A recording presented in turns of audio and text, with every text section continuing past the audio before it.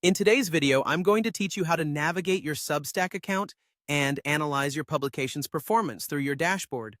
Whether you're new to Substack or just looking to get a better understanding of your analytics, this guide will walk you through every step of the process in a clear and concise manner.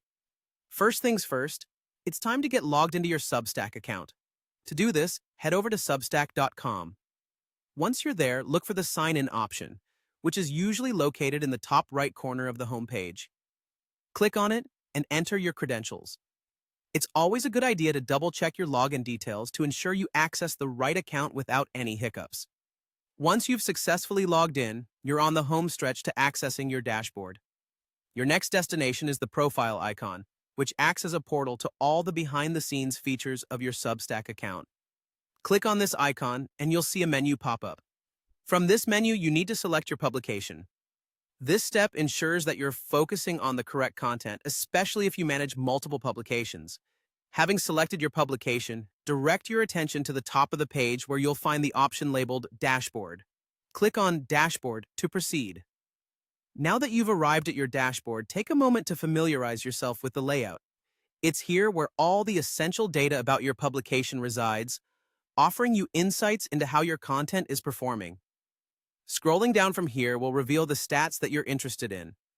You'll be able to see a detailed view of how each of your posts is doing, visually represented in an easy-to-understand manner. The main metric to focus on at this point is the number of views for your posts.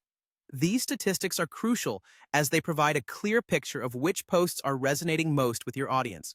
It allows you to tailor future content to meet the interests and preferences of your readers.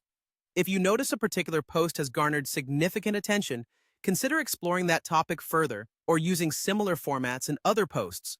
Navigating your Substack dashboard and viewing your post statistics doesn't just help you understand numerical data, it helps you grow as a writer and a content creator. By keeping a consistent eye on these statistics, you're able to predict trends, respond swiftly to your readers' interests, and refine your content strategy for better engagement. That wraps up our guide on accessing and utilizing your Substack dashboard. I hope you find this walkthrough helpful as you continue to engage with your audience and create impactful content. Stay tuned for more tips and tricks on managing your Substack account. Until next time, happy writing.